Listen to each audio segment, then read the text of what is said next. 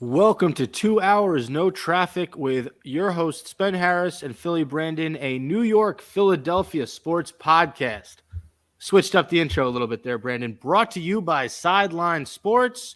It is October 5th, Wednesday night. And Brandon, both of our squads for baseball are in the playoffs. Yes. Yours, tends to happen more often than not. But I can tell you from obviously living here that the people of Philadelphia are going bananas right now because the Phillies are in for the first time in 11 seasons. I mean, the last time the Phillies made the playoffs, I think, in like sixth grade. There was a great trend going around where people from Philly were showing pictures of what they looked like the last time the Phillies made a playoff. I don't have photo records to go back that far on my phone. I don't want to text my mom. That's a whole thing. But it's awesome. It's great. It feels good to have baseball back. Did they limp into the playoffs? Absolutely.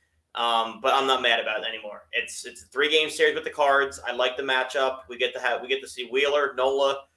Suarez pitches game 3, which is a little nerve-wracking, but you got to win the first to get to game 3. And I'm just so happy for the team. I've been watching all the videos, everybody getting hammered in the locker room, Rob Thompson being drenched in Bud Heavy, which was an interesting choice. You don't see too many Bud Heavy celebrations anymore. And I just feel so good for this team. Reese Hoskins has been here through all the losing. JT came here to win and just started now. Gene Segura, same thing. Like Aaron Nola's been here the longest. Like all these guys that have lost and dealt with Girardi and all these other bum managers, and it's nice to see it finally come to fruition. Yeah, man, I'm very happy for you guys. It's been a minute. Welcome back to the MLB postseason.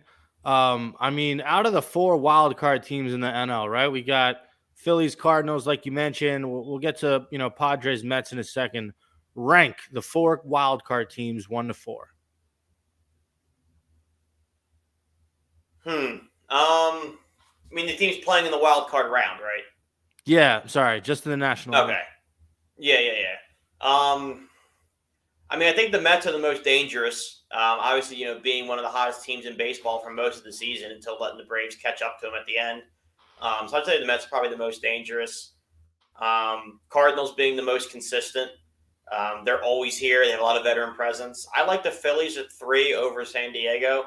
San Diego went out and made every move to be like this juggernaut Super Bowl World Series contender, and they've gotten worse since the trade. So they'd be my 4. Okay, yeah, I agree with you on that. As far as the Phillies making this playoffs this season, where does this rank in recent memory, like among other Philadelphia sports accomplishments? I'm trying to think what would be your crowning achievement for the Sixers. Obviously, the Eagles, it's the Super Bowl. But what would you compare this moment to? It's been a long time since they've been in the postseason. Just curious. Yeah, that actually gets into my next topic, but I'll get to that right after this one. The Eagles and Phillies actually really not the Eagles, sorry. The Sixers and the Phillies really parallel each other here because, Sixers haven't won a title since '83, and the first time been in the playoffs in 11 years. But probably that first playoff berth after, the process and all that, like that team with Joel, Dario, Ersan Ilyasova. I'm missing guys. I think JJ had just gotten here at that point, like that season where it's like, you know what, we're in. I don't care what happened. We won a round, by the way, but you didn't care. You just got in. That was enough. Same thing with the Phillies. I'd like to win the wild card round. If we don't, I won't feel any less joyful than I do at the moment. But you brought up a good point when you're asking, to kind of compare the 3, and that's my next topic actually for both of our cities. But for Philly, it's, the city sports loyalty hierarchy. Obviously, Philly's a football town, first and foremost. You could argue followed by the Sixers. And then, in my mind, it goes Phillies Flyers. And some people, they would disagree, and then the Union being 5. But, which is funny because they're the best team in Philadelphia. But they play in Chester, and it's not in the city, and they're the only team not in the city. But I think my whole thing with this season is everybody in Philly has been starved for the Phils to be good again.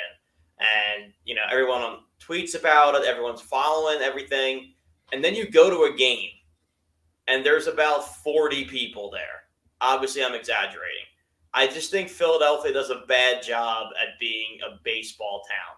Like, we want all of our teams to be great. We want to be known as great place to come play, hard place to visit, all that.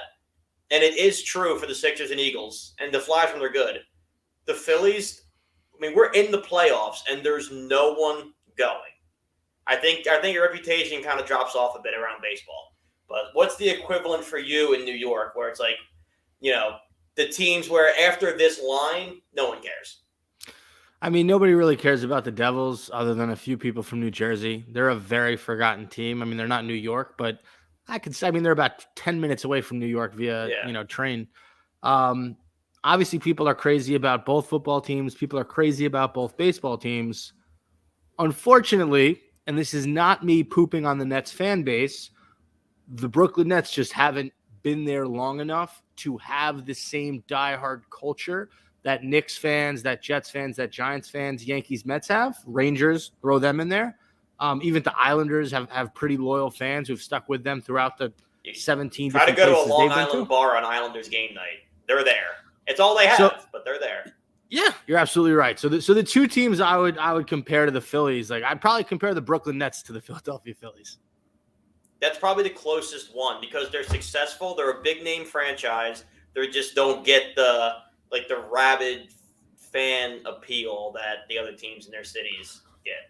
I got a good question for you. So the owner of the Philadelphia Phillies calls you. He says, Brandon, Philly Brandon, I need you to get asses in those seats. So tell me, what are you going to do? What are you going to do? Yeah, this is so easy. It's ridiculous. Like, if you go to a Phillies game, and people have been saying it forever, they haven't updated a thing since probably 2013. The video board sucks. The in-game entertainment, abysmal. I went to a game probably, it must have been July, and it was German Heritage Night. No beef with German Heritage. Awesome. Do dollar brats if you're going to do it that way. I'm not looking forward to a guy playing the accordion in between innings. It sucks. Like, get more dollar dog nights, get better entertainment, get celebrities coming, make it exciting. Their promotions are on the budget of a double-A team. It's so stingy, and people are getting really sick of it. All right. Also, we're down to $4 dog nights per year. Damn, that's not enough. No, if you want people to come, how much does the hot dog cost? 13 cents in bulk, maybe? Yes. That will literally bribe people into the seats. There was a dude the last one, he was trying to set the record. He bought solo, I think, 70 hot dogs and started throwing them into the stands as though he was the fanatic. That's what you need. Yeah, no, I'm with you. And if you don't have that, have the history, have the freaking just nostalgia that Yankees, stadium has, and all the diehards in New York, and obviously, or have the success that the Eagles have had in the last few years, and the Sixers. But you can't be mediocre and not have good promotions. That's a very easy way to get people to not go to your games. Especially, the Eagles have it easy, I think. One, it's a football town. Two, you play now 17 games a year. You're desperate to go. When you play 160 times, I don't care how much you love baseball, you need to, stimulate people beyond 3-1 and 8 innings. You need to do more than the Sixers do, than the Eagles do. The Nets is kind of interesting, though, why that hasn't caught on quite as much. You have a world-class stadium that everyone recognizes world-class, and you've had a good product right up until the end of seasons. Yeah, but you haven't had a consistent product. I think that's the issue with the Brooklyn Nets. You came to Brooklyn, you started to build something with Darren Williams and Joe Johnson, and then you took your whole future and you sacrificed it for an aging Paul Pierce and an aging Kevin Garnett. And you set yourself back 5 to 6 years. So anyone who started to get into the Nets when they moved to Brooklyn, they had to wait, a long time for them to be somewhat relevant again. And this happened a few years ago with D'Angelo and Spencer Dinwiddie. So that lasted 3 seasons. And then the KD and Kyrie stuff happened. And you kind of understand how with 3 different sort of eras of basketball in maybe 11 years, it's been hard for people to consistently want to root for that team. Yeah, you're kind of like manufacturing casual fans in a way. Like, Yes. I'll from the outside looking in, it wasn't great basketball, and the Nets are better now. I had fun watching the Dinwiddie, D'Angelo, Jared Allen Nets. They were fun to watch, and I know I sound like Joe Tsai right now, yearning for the good old days of lackluster talent. But that was a fun basketball team. Yeah, it was. And you had guys people kind of could, cling to, I guess, a little bit. Shout out Karis KD, LeVert. for all of his wonderfulness, is a tad brash at times. Not even that. These are, KD and Kyrie aren't homegrown Nets. There is something to say about homegrown players. Very rarely do you see in any sport teams that win Super Bowls constructing an entirely different roster than they had, when they had success prior to that, right? Like, look at the Raptors. They had the same exact team. You add Kawhi Leonard, boom, champion. Look at the Buccaneers. They had a very good team. Add Brady, boom, championship. You never add a bunch of great players to a random failing organization unless, but even the Miami Heat, Dwayne Wade was a member of the Miami Heat. It's not like those 3 guys chose to team up somewhere random. Very rarely does that happen. And work. Right. But you brought it up, how to win a Super Bowl. I'm already starting to plan the parade, what I'm going to drink. Again, I got to get my dog mask. Apparently, I got to get a Batman cape now. 4-0 and a good 4-0. Jacksonville looked like it could have been real ugly. I could already hear the people in the streets complaining, like, "Oh, it was fake the whole time," et cetera, et cetera. And good teams find a way to win ugly. Jalen Hurts is for real. He's convinced me. He's convinced most of the city. And if you're not convinced, then you're part of the problem. When you watch the guy, he's throwing the ball better. He's a great leader, all that. But when you watch him run the ball, he's on the 5-yard line dragging dudes into the end zone in a league where it's slide and get out, go out of bounds. There's a vibe about the team that has very 2017 nostalgia to it. You guys are averaging close to 30 points per game. You have an elite receiving core. You have a very good offensive line. So we saw Miles Sanders pop off the other day. And on top of that, you have a very intimidating, fast defense that gets to the quarterback. You guys are for real. You're really good. And it's surprising that there are 3 teams in the NFC East right now with a winning record. You guys have no losses. The Cowboys and the Giants each have 1 loss. So and there's that other team. We're not going to talk about them. This is a division that, people have called the NFC least, but it appears you got 2 decent teams and 1 pretty elite team right now in the Philadelphia Eagles. Yeah, there's definitely I'd say there's a gap between 1 and then 2, 3. I think you and Dallas are pretty similar at the moment, where, Dallas's glaring weakness is not having Dak. Your glaring weakness is having Daniel Jones. But it's a fun division. I think the Eagles should run away with it, especially with Dak being out for so long. But I think it'd be kind of fun to see, the Giants finish second in the division. No such thing as a moral victory, but I think for Dable, for the culture, to be within striking distance, that's got to do something morale-wise. I also love Brian Dable. Your I love glaring weakness. Doing, theme nights and stuff. That's awesome. Dable's the man. My comeback to your insult before was your glaring weakness is Daniel Jones. Yeah, the fact I shaking my boots, waiting for Daniel Jones to come light us up. I want you to talk about your Eagles a minute because I got a lot to say about the Giants. So are there? 4-0, Hurts MVP candidate, AJ Brown phenomenal. Hurts MVP. I have 2 wide receiver ones, which is awesome. Dallas Goedert just got endorsed by Tony Gonzalez as being the best tight end in football. I disagree. I still think it's Travis Kelce, but it's nice to hear. It's just a perfectly built team. We went down to Obviously, you lose Mailata, who you'd love to have back sooner than later. And then, Dickerson went down briefly. So at one point, we were down to like our third left tackle and Dickerson playing out of position. And we allowed one sack all game. So, I mean, the offensive line is on a completely different level. Defensive line, this is the second week in a row that a defensive lineman's been NFC Defensive Player of the Week. It was Brandon Graham last week, Hassan Reddick this week. And then every week of the season so far, the Eagles have had a player on the NFC top list. It was Zach McPherson for special teams, Darius Slade defense, Reddick for defense, BG for defense, and then Hurts for player of the month. The accolades are ridiculous. It was Howie's masterclass.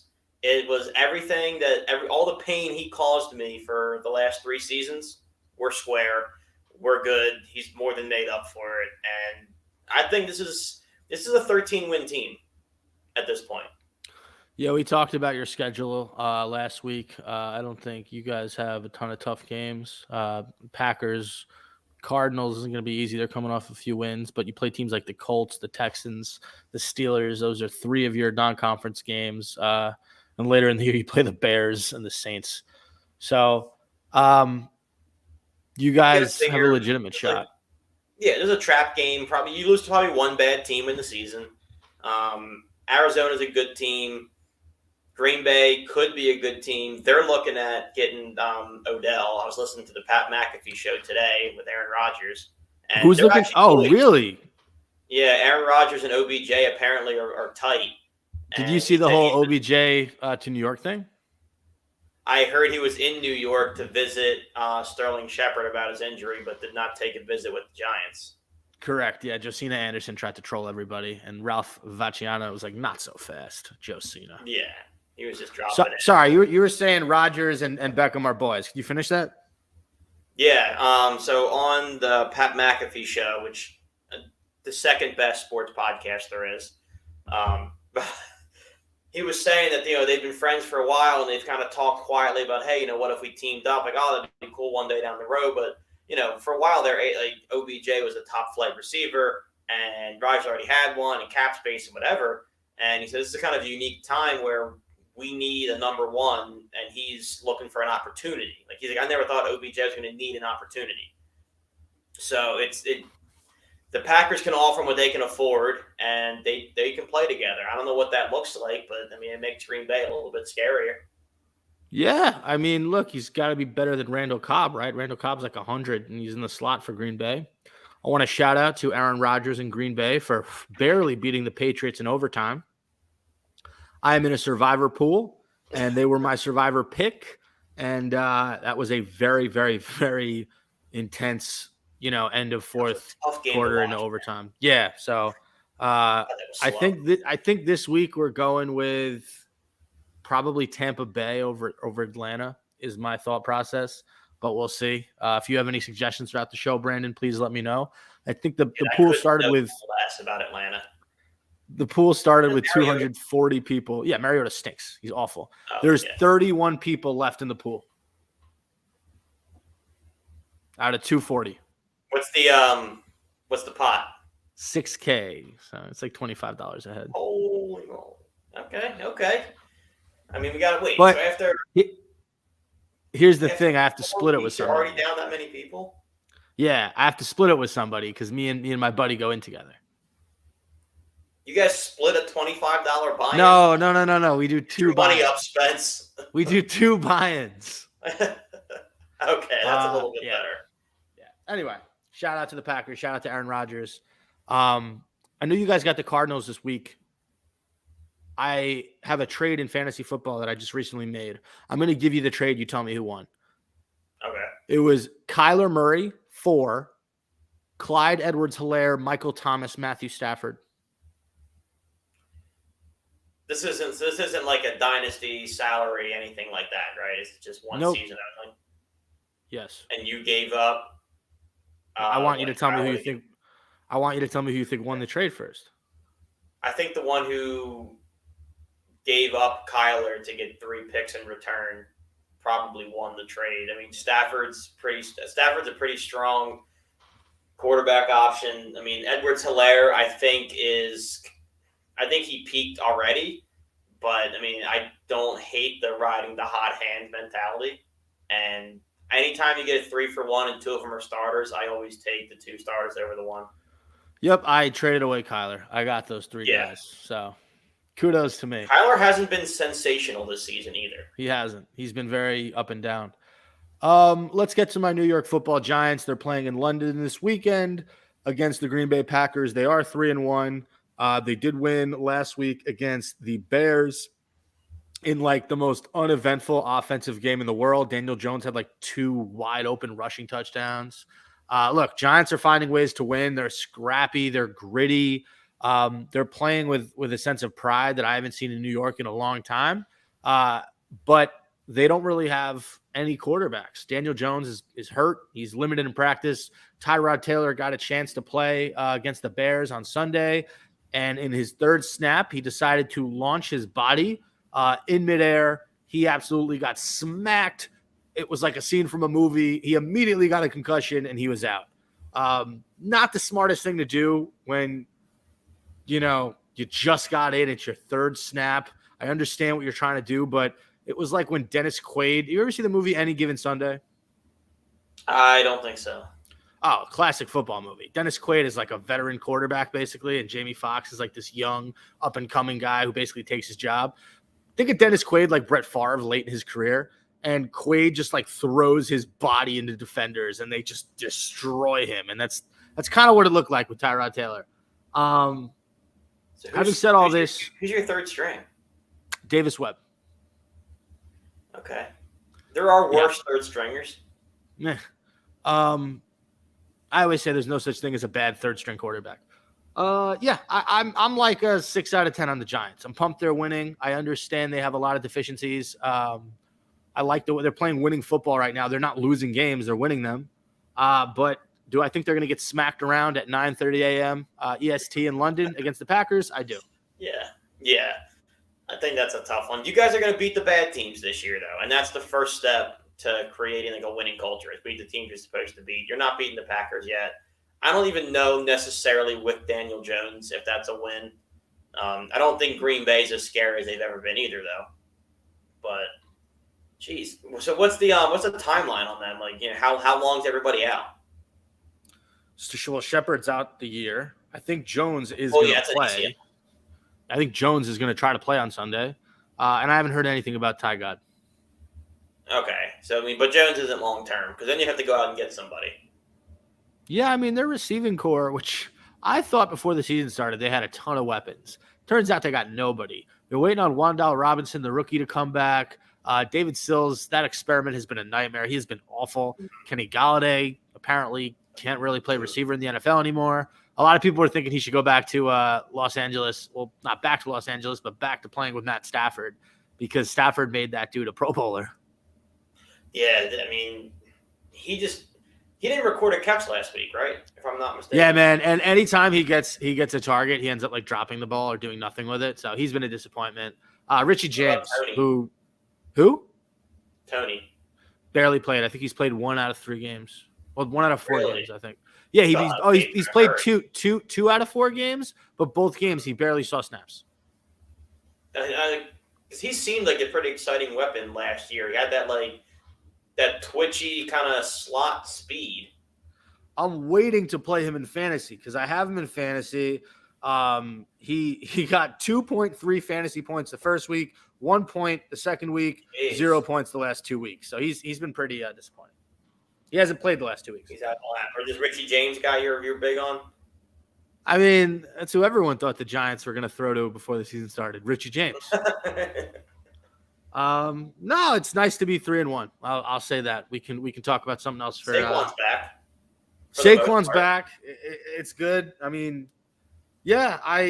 He was actually the one guy I feel like Giants fans were not unsure of. I feel like he couldn't be as mediocre as he's been the last few seasons, after he popped off his rookie season. And people don't remember, but he and Odell played a season together. Really? Yeah, there's a clip of Saquon Odell throwing. Seems so long ago. I know there's a clip of Saquon throwing or Odell throwing a pass to Saquon. He might have been traded the same season they played together. I'm not sure how that worked. I don't remember if that was an. I think it was 1 year, if that. Maybe, yeah. But before we go, we have 5 minutes. It's loosely related, but apparently the Commanders and Ron Rivera are already kicking around whether or not Carson's their guy. How far do you have to fall for the Commanders to start thinking we might have better options at starting quarterback? So you want to talk about two guys who have gotten multiple opportunities, well, three guys if you count Matt Ryan, Baker Mayfield and Carson Wentz. This is going to be, I mean, in the NFL, it's really, 2 tries and you're a backup. Yeah. The fact that this is Wentz's third team in the last, 4 years, that's given him a shot. That's wild to me. Or in the last 3 years, is it?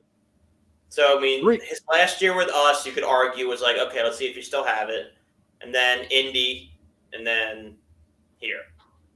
Yeah, that's tough. Baker Mayfield's only on his second opportunity with another team, but he's looking real bad. Really bad. So, there's a reason that the Eagles went with Hurts, right? And there's a reason that the Colts went with Matt Ryan. This guy just does not, at this point in his career, make winning football plays. That's simple. Yeah. 9 sacks in one game. Yeah, the O-line's not great. I get that, but dude, some of them are on you. It's a shame. I don't think he ever came back the same after. I think the Super Bowl he could have lived with because he looked half decent the next season. But I think the fact that he got hurt 2 years in a row in the playoffs, Nick Foles came in twice and led them to a Super Bowl. So that's what? A Super Bowl be 6 playoff wins that he had to watch someone else lead his guys in his city to. There's a statue of Foles at the stadium. I think that hit his confidence was too much to ever overcome. Yeah, it's a tough pill to swallow when a man who you thought was your friend, your backup, your confidant, just takes your job, and on top of that, gets a nickname for his big schlong. That's like it is like your wife cheating on a guy, and then he just moves in with you, and you see a picture. And you're also just piece. There. Yeah, interesting. And he's got you. What else do we got? I saw that the guy who rushed on the field, who Bobby Wagner leveled. Yeah, he's pressing charges for brutal assault. They were saying if even if the court hears this case, which I don't think they will, the precedent it would set if this guy won, and every single fan would just run on the field. Yeah, that's wild. I love that he hit him. Usually security has a real safe, let's bring him down like a bear hug. Wagner leveled his ass. I know he did. I thought he tore his ACL or something. Or I thought he messed up something in his leg. The remaining time I do want to touch, we got a minute 30 left. Nets, 76ers, preseason basketball, Jones. No Joel Embiid, no James Harden. Can I tell you the biggest difference I saw between the two teams? You don't have the young god Tyrese Maxey. Okay, Tyrese Maxey was the quickest player on the court. I think he's, in the top 1 percentile and the quickest players in the league. But you guys look like a team that's played together. Even with the additions of a Montrezl Harrell, you guys all look like you knew what you were doing with each other. We look like a team. You saw flashes of brilliance between Ben Simmons, KD, and Kyrie, but it was few and far between them playing off each other. It was a little bit awkward. The role players playing off them, playing off each other. It was all just a little bit awkward. And what's tough as a Nets fan is this is a much different team than last year. You have Patty Mills, KD, Kyrie. Those are kind of the only guys that are coming back that were there all season last year that played. Nick Claxton's your fourth. So everyone else on this team, even Joe Harris coming back from injury, Seth Curry coming back from injury. He was traded last season. Now you have Markieff Morris. Ben Simmons is a new face. Cam Thomas and Daron Sharp are sophomore, second-year players. But my point being, it's going to take a minute for the Nets to be good even when the season starts. And I'm going to hate to have to watch those growing pains. Whereas a Sixers fan, I think you guys can confidently say you're going to start 8-2, 9-1. that's the nice part about this season. I mean, I'm right there with you. I've been there. This is the first year I can say in probably the last 4 seasons, maybe, where we're truly running it back. Like, you made some ancillary moves. You bring in I mean, Anthony Melton's going to be nice. Howell's going to be nice. Same with PJ Tucker, but like the core came back. I mean, you got to figure every year we did Al Horford and Josh Richardson.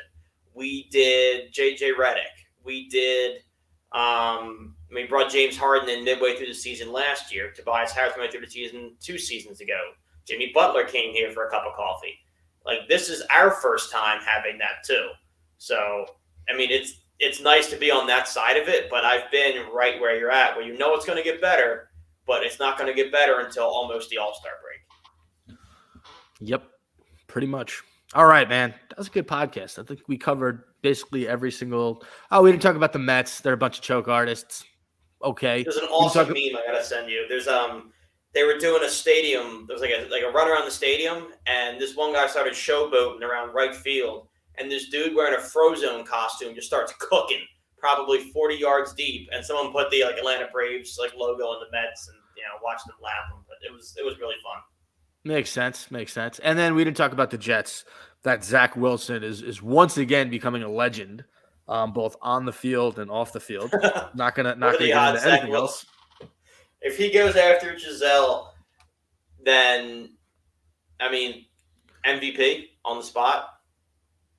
It's a possibility. And then I saw someone. I forget who tweeted this, but I want to give them credit so bad. Someone was like, Tom Brady should just date Kim Kardashian, and then the whole world will just explode. Yeah, honestly. Yeah, I can see it. The fact that he literally – but that was the other thing. This is the last thing we'll talk about because it relates to Tom. Cole Beasley just straight up quit. He's like, nope, I'm good. I'm done. See you later. I'm going to go be a dad. And it's really making Tom look not great. That one of the worst guys made a good point. Yeah, no, that's a good point. And piggybacking off that, did you see how Blake Bortles retired? No. On Pardon My Take, he basically, it was the most organic. Like, they weren't even asking. They're like, oh, like, Blake, tell us something. He's like, yeah, I haven't told anyone about this, but I'm retired. And they all started laughing. The Pardon My Take guys, I think they thought it was a joke. And Blake Bortles was like, no, like, I'm seriously retired. He was just never going to tell anybody. He said he wanted to quietly go into the night, but you're not like quietly retiring if you say it on Pardon My Take. I mean, I don't disagree with him. He did bring it up and just drop it like, oh yeah, I'm retired and keep moving. I mean, it's not loud. Might not be quiet, but it's not loud. Yep. All right, Brandon, you want to call it? Yeah, 33 is a pretty good day. All right. Are you doing the closing? I'll do the closing. I always do the closing, don't I? Yeah. Yeah, don't mess with the secret sauce here. Had a brain fart. All right, guys. That's been another episode of 2 hours, no traffic, brought to you by Sideline Sports. I'm your host, Spencer Shanman. He's your host, Philly Brandon. We love you guys. We appreciate you guys. Have a great rest of your night/day, and toodaloo.